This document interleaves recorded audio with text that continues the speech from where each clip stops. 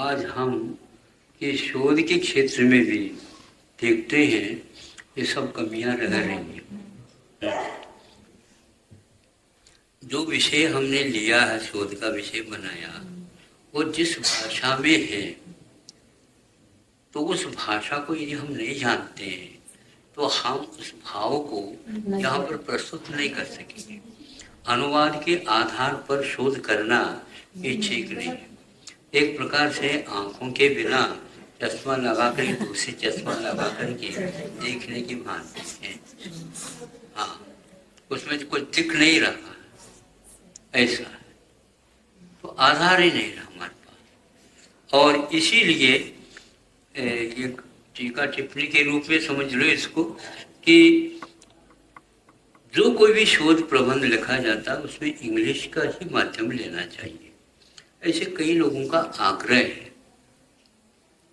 तो इस आग्रह को निरस्त करने के लिए सर्वप्रथम एक व्यक्ति ने कहा कि हमसे आप कोई अनुसंधान कराना चाहते हैं, तो विदेशी नीति के ऊपर वह अनुसंधान था। तो आज वह 20-25 वर्ष पूर्व की बात है, तो मैं कर सकता हूँ, आप लोगों की आग्रह है, मैं इसको कर सकूँगा, अच्छी बात। तो कब से प्रारंभ करना, तो जो आप बताओ उसके लिए।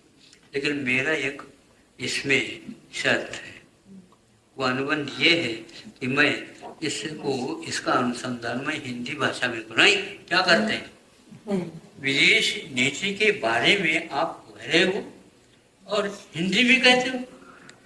हिंदी को कौन जानता, जानता तो मैं हूँ, अनुसंधान तो मुझे करना है। फिर इसके उपरांत आपको चाहते हैं तो अनुवाद करो। रहस्य यदि पूछते हो तो अनुवादक को नहीं पूछ सकोगे आप, मुझे ही पूछना पड़ेगा। मैं जो अभावाव्यक्ति करूंगा इस विषय संबंधी, तो मैं इंग्लिश में कर सकता हूँ, लेकिन उससे भी बढ़ करके मैं अभिव्यक्ति अपनी भाषा में करूँगा। और इस पर अड़े रहे हैं और इंदिरा जी कहने लगे नहीं आपको ऐसा करना पड़ेगा। मैं सब कुछ करने के लिए तैयार, विदेश नीति को लेकर के मैं सब कुछ, लेकिन मैं अपनी ये नीति छोड़ूंगा नहीं। वो पहले अनुसंधान करता थे और हिंदी में ही अपनी प्रस्तुति करते। इसमें क्या बाधा हो गई, मैं भावाभिव्यक्ति इंग्लिश में नहीं कर रहा हूं इसलिए अनुसंधान ये नहीं है, ये बिल्कुल गलत, निराधार। इसको आप किसी भी प्रकार से सिद्ध ही नहीं कर सकते।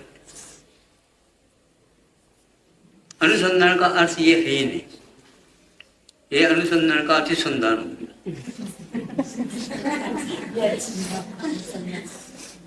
इसीलिए हमने हाइकू लिखा है इसके ऊपर। ज्यादा छानबीन करोगे ये ठीक नहीं समझे। प्रस्तुति जो आप छानबीन की कैसी है ये देखो, ज्यादा छानबीन नहीं होता, ये समझे। कितनी बार आप छानबीन करो वो छानबीन नहीं माना जाता। छान तो एक भी सकते, एक बार भी सकते, छान बहुत अच्छे ढंग से छान सकते। अतिसंधान ठीक नहीं, अतिसंधान अनुसंधान नहीं, अतिसंधान अनुसंधान नहीं, संधान साधो। इसमें संधान शब्द का प्रयोग तीनों पंक्ति में है। अतिसंधान, संधान का अतिरेक, अनुसंधान नहीं, अनुसंधान शोध नहीं, गवेषणा नहीं। इसलिए क्या करो, संधान साधो। संधान में निशान अच्छे ढंग से लगाओ, साधो। यदि अनुसंधान करना है तो भाषा को साधन मत बनाओ। भाषा की अभिव्यक्ति, भावों की अभिव्यक्ति जिस भाषा में होती है उसको स्वीकार कर लेना चाहिए। आपको विषय है अनुसंधान विषय विदेश नीति, उसको आप पढ़ो। यदि पढ़ना चाहते हो, आपके पास यदि हिंदी नहीं है तो आप द्विभाषी बनो, तो मालूम पड़ेगा। तो बोलने का जो भाव है बहुत अच्छे ढंग से मातृभाषा में यदि कर सकता है तो उस मातृभाषा को आप भूल क्यों रहे। और अनेक व्यक्ति उससे लाभान्वित हो रहे हैं। इंग्लिश के द्वारा आप करेंगे तो एक व्यक्ति भी उसको सूंघ तक नहीं सकेगा। इसमें इंग्लिश ही क्यों आप आग्रह कर रहे हैं? ये बहुत बहुत बड़ी कमी मानी। ये प्रश्न क्यों उठता है? इंग्लिश में ही अनुसंधान होता है, मतलब हिंदी में हो गया इसलिए वो अनुसंधान नहीं है। क्या कहना चाह रहे हो आप?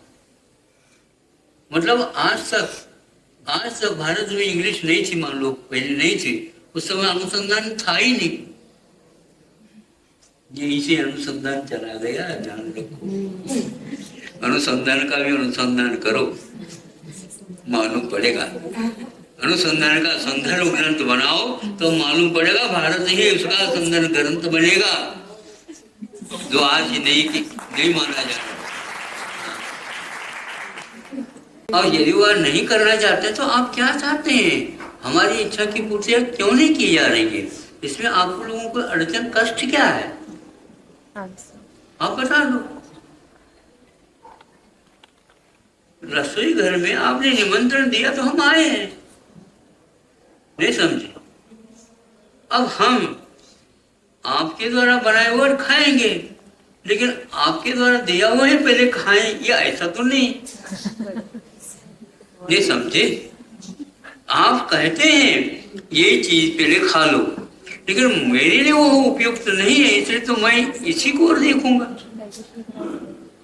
आप और कह सकते हैं मुझे एक बार चख करके देख दो, हमारे बात मान करके। बात कैसे माने? हम तो 50 वर्ष के हैं, तो 50 वर्ष में जो खाता आया हूँ वही खाऊंगा। मैं ज्यादा नहीं मांग रहा हूँ, क्योंकि जो बने उसी में से खाऊंगा। तो ये सामने वाला यदि निमंत्रण दिया तो हम आए, तो थोड़ी सी हमारी स्वतंत्रता, हमारी मांग को आप पूर्ण क्यों नहीं कर रहे? हम पूछेंगे नहीं, अधिकार पूर्वक कहेंगे हाँ आपने विद्यालय खोला, हम आए हैं, आपने बहुत बड़ा काम किया, लेकिन हमारी काम यदि नहीं है तो बड़ा क्या, छोटा भी काम नहीं। सीधी बात है, ये अधिकार है। ये देखो, गुरु जी के सामने यदि विद्यार्थी नहीं गए तो क्या कहेगा, लेकिन इधर उधर की बातें नहीं कहने देंगे हम। हाँ, तो ये आवश्यक है।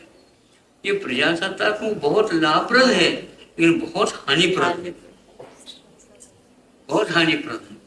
हम अधिकार ही नहीं चला पा रहे, न गुरु शिष्य के ऊपर और न शिष्य आग्रह कर पा रहे। हम यही चाहते हैं ये सारे लोग इसके रहस्य को समझदार बने, समझे, तब ये आप ऊपर उठोगे, नहीं तो कुछ भी नहीं होगा। हम बार बार कहते हैं इन लोगों को, हमें अच्छा भी नहीं लगता।